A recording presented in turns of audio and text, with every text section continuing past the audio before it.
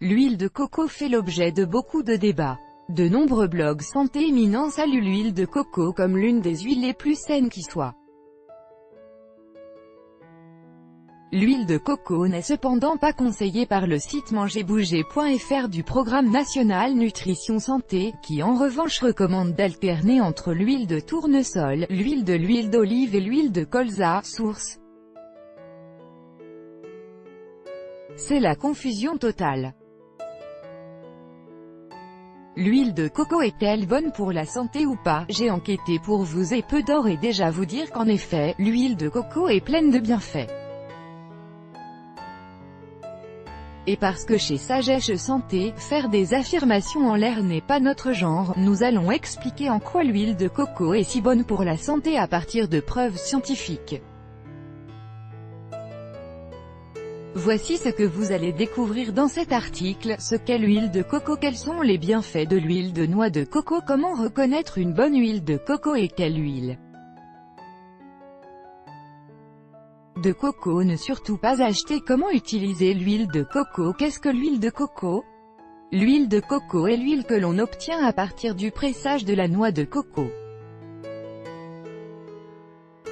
Cette huile est obtenue à partir de la chair blanche de la noix de coco. À température ambiante, l'huile de noix de coco est solide. C'est pourquoi on l'appelle parfois également graisse de coco. Le point de fusion de l'huile de noix de coco vierge se situe entre 24 et 26 degrés. Il existe également de l'huile de coco raffinée et tempérée et durcie, moins coûteuse. Cette huile de coco néfaste est également connue sous le nom d'huile de copra. Celle-ci a un point de fusion plus élevé, entre 30 et 33 degrés, le point de fusion normal est de 25 degrés.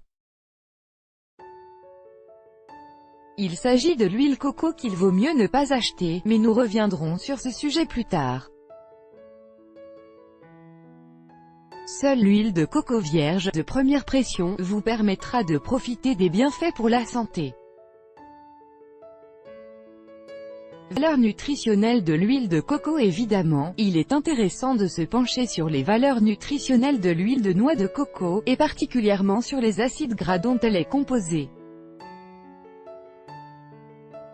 Le fait de savoir de quels acides gras l'huile de coco est composée nous aidera à mieux évaluer les effets de l'huile de noix de coco sur la santé. L'huile de coco se compose principalement d'acides gras saturés. Elle est en effet composée de 86% d'acides gras saturés. De ces acides gras saturés, environ 68% sont des acides gras à chaîne moyenne. On désigne souvent ceci par l'acronyme TCM, qui correspond à triglycérides à chaîne moyenne. Les acides gras de ce type sont facilement absorbés par l'intestin. Transportés par le sang, ils vont directement vers le foie et y sont convertis en énergie aussi rapidement que les sucres. Source: l'huile de coco est riche en calories. Elle contient 862 kilocalories pour 100 grammes, et ne contient pas de glucides, de protéines, de minéraux et presque pas de vitamines. Elle contient une quantité négligeable de vitamine E et K. Le tableau suivant détaille la teneur en acides gras de l'huile coco. Pour 100 g d'huile de coco, acides gras saturés 86,5 g, acides gras monoinsaturés 5,8 g, acides gras polyinsaturés 1,8 g, acide linoléique oméga 6 1,8 g, acides gras saturés. Le nom acide gras saturé a un petit côté effrayant. Pendant des décennies, on nous a dit que, par définition, les graisses saturées étaient mauvaises pour la santé. On les pensait responsables des maladies cardiovasculaires. Dans cet article, je vais expliquer en quoi cet argument ne tient pas. L'étude de Kies l'hypothèse que les acides gras saturés sont responsables de maladies cardiovasculaires est née d'une étude des années 60. L'infâme étude de Keyes. Cette étude est un bel exemple de tri sélectif. 22 pays ont été examinés. Un lien entre les maladies cardiovasculaires et la consommation de graisses saturées n'a été observé que pour 6 pays. Selon Keyes, les données de 15 pays n'étaient pas fiables. Avouons tout de même que c'est une drôle de coïncidence que si ces pays avaient également été pris en compte, on n'aurait pu faire aucun lien. Idée reçue sur l'huile de coco et les graisses saturées. Cette idée reçue sur les acides gras saturés a pourtant toujours été maintenue par les organismes de santé publique. On entend encore que les acides gras saturés, tels que ceux de l'huile coco, sont mauvais pour la santé.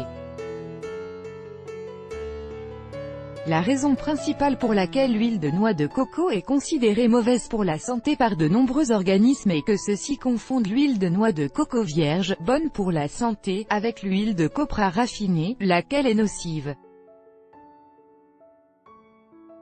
Dans presque tous les cas, l'huile de coco que l'on trouve au supermarché est de l'huile de copra. L'huile de copra est produite en Asie à faible coût, de deux manières, le séchage au four et le séchage au soleil. L'huile de noix de coco qui en est issue est dépouillée de tous les éléments nutritifs importants. Elle est également inodore et incolore.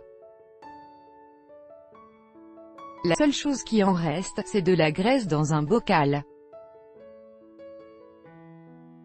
Le Programme national nutrition santé recommande d'utiliser l'huile de colza, l'huile d'olive et l'huile de tournesol. S'il y a une chose que je peux vous recommander, c'est de ne pas utiliser d'huile de tournesol.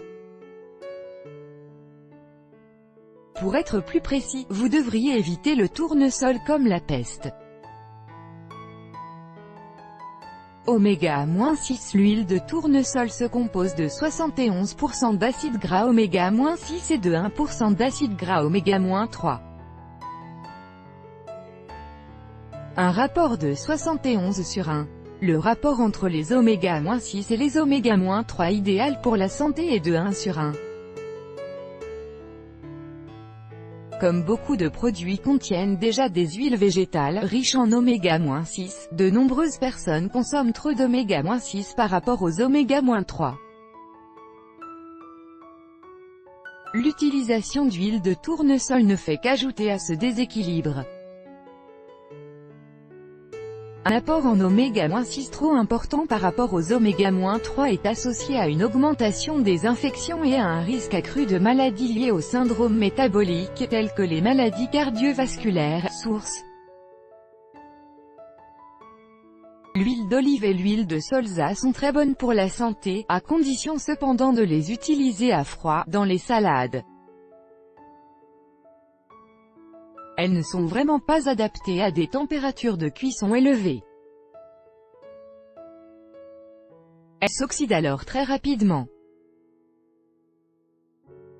Preuve que les graisses saturées ne sont pas mauvaises. Nous évoquions le fait que le Programme national nutrition santé accuse encore les acides gras saturés d'être mauvais pour la santé.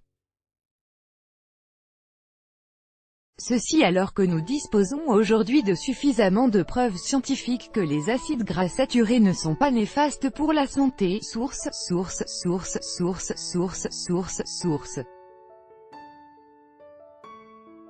Remarque, il s'agit ici de méta-analyses rassemblant les données de centaines de milliers de personnes, issues de plusieurs essais cliniques. Il ne s'agit pas là d'études ordinaires, menées sur un nombre réduit de participants.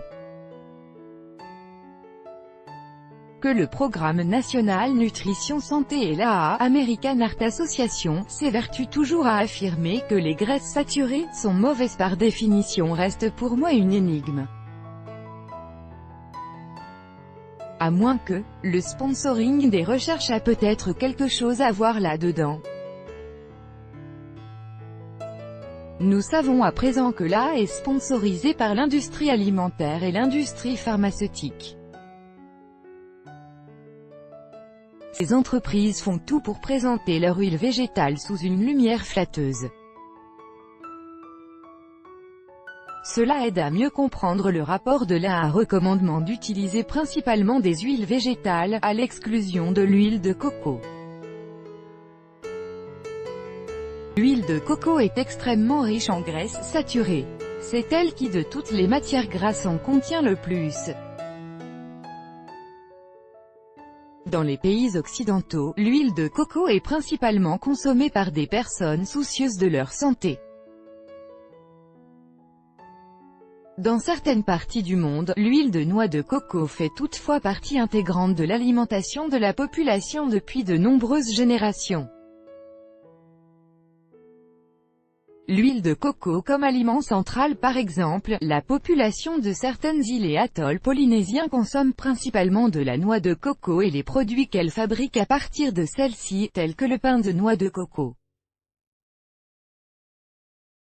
La noix de coco représente même 60% des apports caloriques.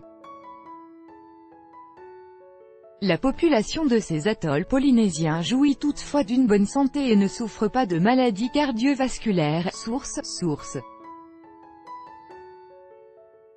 Une partie de cette population a migré vers la Nouvelle-Zélande et est passée à un régime alimentaire occidental. Celle-ci a alors eu affaire aux maladies cardiovasculaires. Allez comprendre les bienfaits de l'huile de coco. Nous avons vu que les acides gras saturés ne sont pas responsables de maladies cardiovasculaires. On ne peut cependant pas conclure que les acides gras saturés sont toujours bons pour la santé. Ce qui est certain, c'est qu'ils ne sont pas mauvais lorsqu'ils sont consommés en quantité normale. Les graisses que les scientifiques s'accordent à déclarer mauvaises pour la santé sont les acides gras trans. C'est particulièrement le cas des acides gras trans produits artificiellement. Les acides gras trans augmentent le risque de maladies cardiaques et de diabète de type 2 et favorisent la graisse viscérale au niveau du ventre. Consommés avec modération, les acides gras saturés n'ont rien de nocif. Ce qui vaut d'ailleurs pour la plupart des aliments. Maintenant que nous avons clarifié ces quelques détails sur les graisses saturées, le moment est venu d'examiner les bienfaits de l'huile de noix de coco. Bienfait numéro 1, l'huile de coco favorise la combustion des graisses. Si vous connaissez le régime cétogène ou le régime pauvre en glucides, vous savez déjà que l'on peut brûler des graisses en mangeant des graisses. C'est certainement vrai pour l'huile de noix de coco. Une étude a révélé qu'une consommation modérée, de 15 à 30 grammes, d'acides gras à chaîne moyenne entraîne une augmentation de la dépense énergétique journalière de 5%. Source. Les acides gras à chaîne moyenne de l'huile de coco entraînent une plus grande augmentation de la dépense calorique que les autres matières grasses. Source. La graisse viscérale est la graisse qui s'accumule autour des organes. Avoir beaucoup de graisse viscérale augmente le risque de maladies relevant du syndrome métabolique, comme les maladies cardiovasculaires et le diabète de type 2. C'est pourquoi de plus en plus de médecins mesurent également le tour de taille au lieu de ne regarder que. On recommande un tour de taille de 94 cm maximum pour les hommes et de 80 cm maximum pour les femmes. En ajoutant de l'huile de coco à votre alimentation, vous pouvez perdre du ventre et ainsi réduire votre tour de taille. Source. En plus de perdre du ventre, vous perdrez du poids et aurez un IMC plus bas. Bienfait numéro 2, l'huile de coco réduit la faim. L'huile de coco présente l'effet intéressant de diminuer la faim. Ceci pourrait s'expliquer par la façon dont les acides gras à chaîne moyenne sont métabolisés par le corps. ces acides gras vont directement vers le foie, où ils sont convertis en énergie aussi vite que le sucre. Ceci entraîne la production de ce qu'on appelle les cétones. Les cétones réduisent la sensation de faim. Une étude à petite échelle a révélé que les participants qui consommaient le plus d'acides gras à chaîne moyenne consommaient le moins de calories sur la journée, source.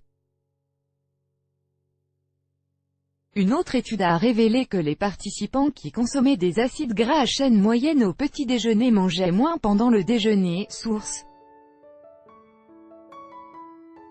Bienfait numéro 3, elle est bonne pour le cholestérol. Peut-être pensiez-vous l'huile coco mauvaise pour votre taux de cholestérol. C'est parce qu'on nous dit que les acides gras saturés sont mauvais pour le cholestérol. Cependant, ce sont les sucres et les glucides raffinés qui sont mauvais pour le taux de cholestérol et non pas les lipides ou le cholestérol présent dans les aliments comme les œufs. L'huile de coco augmente le bon cholestérol HDL, tandis que le mauvais cholestérol LDL reste inchangé, source. Tout le contraire de l'huile de soja, laquelle fait chuter les taux de HDL et augmente les taux de LDL. Des études sur les animaux montrent que l'huile de noix de coco augmente le taux de HDL et diminue le taux de LDL, source. La baisse des taux de cholestérol LDL et l'augmentation des taux de cholestérol HDL permettraient de réduire le risque de maladie cardiaque. On ne peut cependant pas affirmer ceci avec certitude car il existe très peu de preuves. Bienfait numéro 4, elle détruit les micro-organismes nocifs. L'huile de noix de coco se compose principalement d'acide laurique. La digestion de cet acide gras entraîne la formation de monolaurine. L'acide laurique et la monolaurine peuvent détruire les micro-organismes nuisibles comme les bactéries, les virus et les champignons. Nous avons tous dans le corps un champignon qui, en cas de prolifération excessive peut être source de problèmes, le Candida albicans. Ce champignon peut causer des mycoses vaginales chez les femmes et être responsable de candidose, d'intolérances alimentaires et de douleurs abdominales. L'huile de coco aide à lutter contre la prolifération du Candida albicans, source. Bienfait numéro 5, elle convient parfaitement au régime cétogène. Normalement, le corps tire un maximum d'énergie à partir du glucose, glucides et sucre. Quand on élimine les glucides, le corps passe dans un autre état métabolique que l'on appelle la cétose. Le foie se met alors à transformer les acides gras en cétones, qu'il utilise comme source d'énergie. La plus grande partie du cerveau peut très bien fonctionner à l'aide des cétones. Seules quelques zones ont besoin d'une certaine quantité de glucose. Les acides gras à chaîne moyenne de l'huile de noix de coco sont directement absorbés par le foie. Dans le foie, ces acides gras sont transformés en cétones et fournissent immédiatement de l'énergie. Les acides gras à chaîne moyenne étant directement absorbés par le foie, ils n'accablent pas le système digestif. C'est pourquoi suivre un régime cétogène permet d'avoir moins de crampes abdominales et de diarrhée. Le régime cétogène est principalement suivi par les personnes qui veulent perdre du poids. Le régime cétogène est également prescrit aux enfants atteints d'une forme d'épilepsie difficile à traiter que les médicaments ne suffisent pas à garder sous contrôle, source. Dans le cadre de ce régime, l'huile de noix de coco est d'une grande valeur ajoutée, source, car elle fournit directement de l'énergie sous forme de cétones. Bienfait numéro 6, l'huile de coco en soin pour les cheveux. L'huile de coco peut également s'utiliser pour le soin des cheveux. Pour cela, il faut l'étaler sur les cheveux. Manger de l'huile de noix de coco n'a, d'après mes connaissances, aucune action sur les cheveux. L'huile de noix de coco prévient les dommages capillaires. Cela tient à la présence d'acide laurique. L'acide laurique a une grande affinité pour les protéines des cheveux, contrairement à d'autres acides gras, et peut, grâce à son faible poids moléculaire, vraiment pénétrer jusqu'au cœur du cheveu. Source. Selon les blogs de beauté, l'huile de coco peut également s'utiliser pour démêler les cheveux. Bienfait numéro 7, elle apaise la peau sèche. L'huile de noix de coco peut améliorer l'hydratation de la peau de manière significative, ainsi que le taux de lipides de la surface cutanée. Source. Vous devez étaler l'huile de coco sur la peau pour cela. Appliquée sur la peau, l'huile de noix de coco filtre également 20% des rayons ultraviolets du soleil. Source. Je vous conseille d'utiliser une véritable crème solaire quand vous vous exposez au soleil, car elle offre une meilleure protection. Mais si vous n'avez rien à la maison, l'huile de coco peut être une solution d'urgence. Bienfait numéro 8, elle est idéale pour le gandauch. Le gandauch consiste à faire un bain de bouche à l'aide d'une cuillère à soupe d'huile pendant 15 à 20 minutes. L'huile est ensuite recrachée. L'huile de coco constitue une bonne huile à cet effet.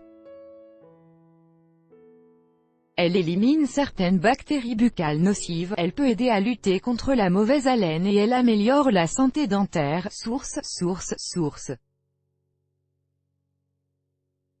Bienfait numéro 9, elle aide à lutter contre l'acné. L'acide laurique, dont l'huile de coco est très riche, élimine les bactéries du genre Propionibacterium présentes sur la peau. Source. Ces bactéries causent la prolifération de l'acné. L'huile de coco aide à lutter contre l'acné en cas de peau sèche. Si vous avez déjà une peau grasse, l'huile de coco n'est pas vraiment une bonne option, car elle ne fera que rendre votre peau plus grasse. Bienfait numéro 10, elle soulage l'eczéma. L'huile de coco peut également mener à une amélioration de l'eczéma. Dans une étude, on a constaté une amélioration significative auprès de 47% des participants. Source. Bienfait non avéré. L'huile de coco a un certain nombre d'avantages pour la santé qui n'ont été mis en évidence que dans le cadre d'études sur les animaux. Nous ne pouvons donc pas tenir pour certain que ces bienfaits s'appliquent également chez l'être humain. Voici les bienfaits de l'huile de coco que l'on a constatés seulement chez les animaux. Elle aide en cas de maladie du foie gras d'origine alcoolique et favorise l'élimination des toxines du foie. Source. Elle accélère la guérison des plaies. Source. Elle est bonne pour les os. Source. Elle possède de puissantes propriétés anti-inflammatoires. Source. Elle soulage la polyarthrite rhumatoïde. Source. La meilleure huile de friture. Si vous voulez frire des aliments, autant utiliser la meilleure huile à cet effet. Des études ont montré que l'huile de coco ne s'oxyde pas même après une longue utilisation à 180 degrés. Source. Elle se différencie en cela d'autres types d'huiles végétales. Les acides gras saturés présents dans l'huile de coco la rendent résistante à la chaleur. Pour la friture, vous pouvez également utiliser du ghee. Il s'agit de beurre clarifié. Le ghee résiste très bien à la chaleur. Il a toutefois une saveur prononcée qui affectera le goût des aliments. Huile de coco, lait de noix de coco ou eau de coco. L'huile de coco est issue de la chair blanche de la noix de coco. Le lait de coco et la crème de noix de coco sont eux aussi fabriqués à partir de la chair blanche de la noix de coco. Le lait de noix de coco et la crème de noix de coco contiennent les mêmes matières grasses que l'huile de coco, en quantité moindre toutefois. Le lait de coco et la crème de noix de coco vous permettront donc de profiter des bienfaits de l'huile de coco. L'eau de coco est le liquide issu de la noix de coco. Riche en vitamines et en minéraux, le lait de noix de coco est bon pour la santé. L'eau de noix de coco est connue pour réhydrater rapidement l'organisme après l'exercice. Toutefois, elle ne contient pratiquement pas d'acides gras, et l'eau de noix de coco a des effets sur la santé très différents de ceux de l'huile de coco ou du lait de coco. Quelle huile de noix de coco acheter? Ces dernières années, l'huile de coco est devenue très populaire. Avant, il fallait aller à la boutique d'aliments diététiques pour trouver de l'huile de noix de coco. De nos jours, on peut également acheter de bonnes huiles de noix de coco au supermarché. L'utilisation croissante de l'huile de coco n'a pas seulement augmenté le nombre de points de vente, elle a entraîné l'arrivée de nombreuses nouvelles marques sur le marché. Résultat, l'arbre cache la forêt. Une huile est une huile, pourrait-on penser. Le fait est cependant qu'il y a beaucoup de différences de qualité entre les différentes huiles. En ce qui concerne la qualité, on peut tout d'abord diviser les huiles de coco selon deux groupes principaux, l'huile de copra raffinée, l'huile de coco vierge. L'huile de copra porte souvent l'indication RBD, qui signifie Refined, Bleached and Deodorized. C'est-à-dire raffinée, blanchie et à désodoriser. En utilisant l'huile de copra, vous ne bénéficierez pas des bienfaits de l'huile de coco. Pour profiter des bienfaits, il vous faut de l'huile de coco vierge. Cette huile n'étant pas traitée, tous les acides gras restent intacts et ne sont pas oxydés. Il faut toutefois savoir qu'il existe également de grandes différences de qualité entre les différentes marques d'huile de coco vierge. Le problème se situe au niveau du filtrage opéré par de nombreuses grandes entreprises. Le processus de production doit s'effectuer rapidement, sinon la structure de l'huile de noix de coco se modifie, ce qui se traduit en une perte importante de nutriments. Voici quelques marques d'huile de coco vierge dont je peux affirmer qu'elles sont bonnes pour la santé: Amanprana, pot en verre, Royal Green, pot en verre.